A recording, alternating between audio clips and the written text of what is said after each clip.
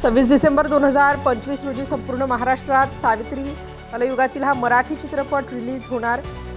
Marathi cinema Savitri कलयुगातली ह्या मराठी चित्रपटांचं वैशिष्ट्य असे आहे की आपल्या रूढी परंपरा जोपासत जुन्या नव्या सांगड घालत भावनात्मक सिनेमा बनवला आहे। सावित्री कलयुगातली हा मराठी आपल्या महाराष्ट्रामध्ये वटसावित्री पूजेचा म्हणून हा सण साजरा केला जातो। म्हणून सगळ्यांनाच सत्यवानाची सावित्री माहीत आहेच। आजही स्त्रिया किती मॉडर्न झाल्यात तरी वटसावित्रीची पूजा करतात। पती पत्नीचे नाते जपणारा हा सण आईवडिलांच्या अति लाडामुळे किंवा कधीकधी मुलाच्या बऱ्याचशा चुकांवर आई पांघरून घालते। आपल्या लाडाच्या पदराखाली आपलंच मूल बिघडते हे कदाचित तिच्या लक्षातही येत नसते। म्हणूनच की काय घटस्फोटाचे प्रमाण जास्त वाढले। म्हणून आम्ही सामाजिक बांधिलकी म्हणून संदेश देऊन कुटुंब व्यवस्थेला हातभार लावण्यासाठी हा एक प्रयत्न आहे। पण तरीही प्रत्येक स्त्री आपल्या पतीच्या संकटात समयीसारखी आपल्या पतीसोबत सत्यवानाच्या सावित्रीसारखी उभी राहते। मुलावर जर संकटाची अशीच काही वेळ आली तर आईवडिलांची मायासुद्धा त्यांच्या पाठीशी उभी राहते। असंच काहीसं या चित्रपटातून दाखवलं गेलं आहे।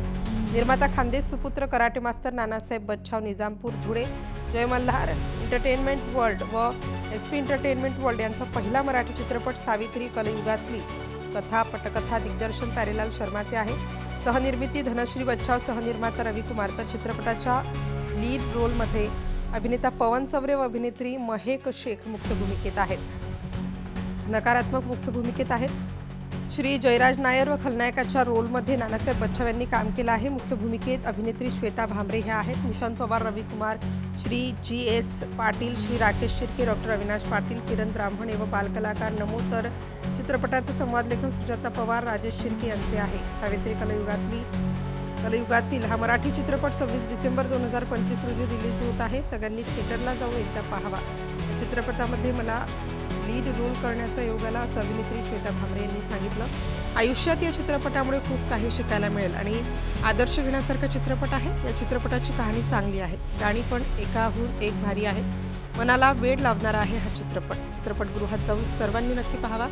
राज्यवन मंत्री आदरणीय गणेशजी नाईक यांनी या चित्रपटाचे ट्रेलर पोस्टर लॉन्च केले व शुभेच्छा दिल्या। दिग्दर्शक प्यारेलाल शर्माने साहेबांनी या चित्रपटासाठी खूप मेहनत घेतली। अखेर त्यांनी 26 डिसेंबर 2025 रोजी रिलीज होणार आहे असं जाहीर केलंय। मीडिया पार्टनर सुनील शेवराबाई ज्ञानदेव भोसले यांनी न्यूज देणे, प्रचार प्रसार करणे हे निस्वार्थीपणे केले। तसेच अभिनेत्री महक शेख त्याचबरोबर अभिनेत्री महक शेख सोबतच दिग्दर्शन व advertising and modelling private limited cine publicity Nashik यांचे श्री हेमंत कुमार सदाशिव कुलकर्णी यांनी अधिक माहिती दिली आहे। पिढी आम्ही याच्यामध्ये दाखवण्याचा प्रयत्न केलेला आहे। पूर्वी लेडीज सण खूप असा एकदम मनापासून आणि एकदम जिव्हाळ्याचा म्हणजे एकदम मनापासून ते सगळे सण सेलिब्रेट करायचे। पण आजकाल लेडीज जॉबला वगैरे जायला लागले बाहेर वगैरे, त्यामुळे त्यांना एवढा आता हे संस्कृती वगैरे लोक विसरून चालले। तर मग आम्ही ते लोकांना म्हणजे हायलाईट करून आम्ही दाखवण्याचा प्रयत्न केलेला आहे की या गोष्टी जर पूर्वी करत होत्या आणि त्या खऱ्या होत्या आणि त्या गोष्टी वरती पण भरपूर काही गोष्टींची उदाहरणं वगैरे आधी आपण ऐकलेले आहेत। पण आत्ताच्या या काळामध्ये लोक या गोष्टी विसरत चाललेत, तर त्या आम्ही त्यांना दाखवण्याचा प्रयत्न केलेला आहे। आता मी स्वतः गाढवाच्या लग्नात गंगीचं नाटक करते, तर ते मी कॉमेडी आणि एकदम सॅड म्हणजे कौटुंबिक विषय नाही का, तर मला हे करायला खूप मजा आली। म्हणजे मला एक हटके कॅरेक्टर मिळालं आणि मला काम करून त्याच्यात जेवढी मजा आली ना तेवढं तुम्हाला हा चित्रपट बघून नक्की पूर्ण करण्यासाठी जे हिंमत लागते, पैसा लागतं, पॉवर लागतं। मी आभार व्यक्त करतो ना बच्छाव साहेबांचं की ह्या स्वप्नाला सारं करण्यासाठी तरी आपलं पूर्ण तन मन धन ओतून टाकलेलं आहे। मला वाटतं की हे पिक्चर करताना त्यांना कसा अनुभव आला आणि तरी का ह्या पिक्चरमध्ये इन्व्हेस्ट केली एक प्रश्न आहे त्याच्याकडे, जी सांगेल ते बंद आहे चालू। नमस्कार, मी नानासाहेब बच्छाव, राहणार साक्री, जिल्हा धुळे। मी धुळे जिल्हा मध्यवर्ती बँकेला ब्रँच मॅनेजर म्हणून नोकरीला होतो। मी नोकरी करत असताना मी जुडो कराटे क्लासेस पण चालवत होतो। त्या कराटे क्लासेसच्या माध्यमातून चित्रपटाच्या लाईनीत मला म्हणजे एक संधी मिळाली आणि त्याच्यासाठी मी इकडे प्यारेलाल शर्मा जिंदा आहे माय म्हणून मी एक वेब सिरीज केली होती। त्याच्यानंतर आमचं कायम चर्चा वगैरे व्हायची की नाना आपल्याला चित्रपट बनवायचा आहे. म्हणजे सर ज्यावेळेस मी कामाला होतो त्यावेळेसमध्ये मला पैशांची ॲडजस्टमेंट नव्हती, पण आज जसं मी रिटायरमेंटला आलो तसं म्हटलं सर आता आपल्याला चित्रपट तयार करायला काही हरकत नाही. आणि म्हणून आम्ही सावित्रीची कथा सांगितली. ती कथा म्हटल्यानंतर आज जर कधी बघितलं तर थोडीशी काही गोष्ट झाली घरात की वादविवाद होतात आणि ते वादविवाद एवढे विकोपात जातात की घटस्फोट होतात. तर आम्ही या माध्यमातून हे करायचा प्रयत्न केला की म्हणजे हे पाहिल्यानंतर तरी थोडा बदल होईल महिलांमध्ये. खास महिलांसाठी पुरुषप्रधान चित्रपट बनवले जात आहेत, खूप होतात, पण महिलांवरचे चित्रपट खूप कमी येत आहेत. त्याच्यातून आम्ही हिंमत करून तो सावित्री कलयुगातले हा चित्रपट घेतला आता, जेणेकरून महिलांमध्ये बदल घडावा की काही गोष्टी. बोला मॅडम. नमस्कार.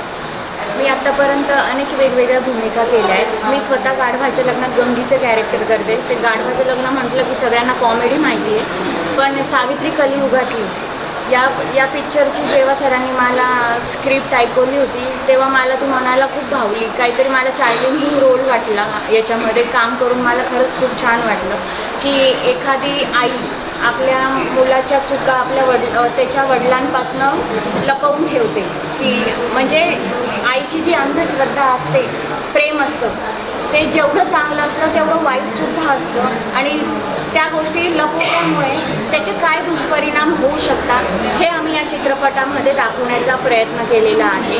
तर हा सगळा प्रत्येक स्त्रीने घराघरात बघावा असा हा चित्रपट आहे की पुढे जे काय प्रॉब्लेम्स होतात फ्युचरमध्ये तर त्याच्यामुळे काय काय प्रॉब्लेम्स फेस करायला लागतात पुढे, तर हे प्रत्येक स्त्रीने बघावं असं माझी मनापासून इच्छा आहे. आणि हा चित्रपटात काम करायला मला खूप छान वाटलं. आमचे हे डिरेक्टर सर आपले शर्मा सर, सेटवरती आम्हाला असं वाटलं आणि एकदम स्ट्रिक्ट वातावरण वगैरे, एकदम हसून खेळून एकदम छान आम्ही एकदम मस्त शूटिंग. आमचं 16 दिवस आमचं शूटिंग नाशिकमध्ये चाललं, पण ते दिवस कधी गेले आम्हाला ते सुद्धा कळालं नाही. म्हणजे एकदम हसून खेळून एकदम छान वातावरण होतं. मला यांच्यासोबत काम करून खरंच खूप छान वाटलं.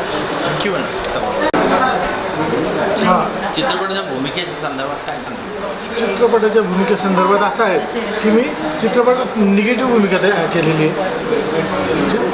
त्याच्यात म्हणजे जयराज नायर सर आहेत, ते माझे डॅडी आहेत आणि मी त्यांचा मुलगा आहे. आम्ही व्याजाने धंदा करतो आणि कोणी नाही दिला तर त्याला दे प्रेमाची मिठी. तर ते प्रेमाची मिठी म्हणजे काय? आता म्हणजे लोकांना नटीची मिठी माहिती आहे, पण ही नानाची मिठी काय आहे? तर त्याच्यात महाभारतात धृतराष्ट्राने जी आपलं भीमाला मिठी द्यायची होती, भीमाला मिठी द्यायची आहे, पण कृष्णाने सांगितलं की बा कृष्णाने सांगितलं की भीमाला जर कधी दिलं मिठीत तर मग हे करून मारून टाकेल बुवा. तर लोखंडाचा पुतळा करून त्याला मिठी देण्यात आला आणि तो त्यांनी फोडून टाकला. तर त्या मिठीची कन्सेप्ट आपण ह्या चित्रपटात वापरलेली आहे. आणि ज्याने पैसे नाही दिले तर नायर सर सांगतात की बाबू दे याला प्रेमाची मिठी, तर त्याला मिठी घेऊन तिथेच संपवलेलं आहे. असं माझा निगेटिव्ह रोल आहे. तर आणि हा लोड चित्रपट जो आहे तो आम्ही सामाजिक आणि धार्मिक दोन्ही याच्यात बनवलेला आहे, जेणेकरून महिलांनी म्हणजे महिला चं प्राधान्य देण्यात आलेलं महिलांना. आणि म्हणून महिलांनी बघा म्हणून हा चित्रपट तयार केला. तर तेवढं सगळ्या महिलांना विनंती असेल की हा चित्रपट पाहायला थिएटरमध्ये जावं. हाँ जी सर, बोलिए. थोड़ा नीचे पकड़ो सर. बोलिए सर. थोड़ा नीचे. हाँ यस सर, बोले क्या कहेंगे आप इस फिल्म के बारे में? सर ये जो फिल्म है सावित्री कलियुगातली, ये फिल्म नहीं है, परिवार है. जिसमें मतलब एक पत्नी, एक पति, एक माता, एक पिता, एक पूरा परिवार आ गया इस पिक्चर में. और हमने पूरे परिवार के लिए कुछ ना कुछ संदेश देने की कोशिश की है हमने. और ये ऐसी पिक्चर होगी जो पूरा परिवार बैठ के देख सकता है पिक्चर ये.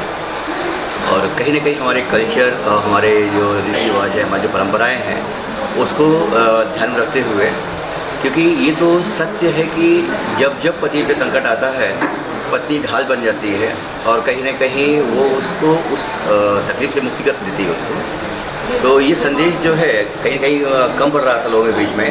तो क्यों ना हम उस रिश्तों में जान डालने के लिए इस फिल्म को बनाई जाए, ये सोच कर हमने पिक्चर बनाई है.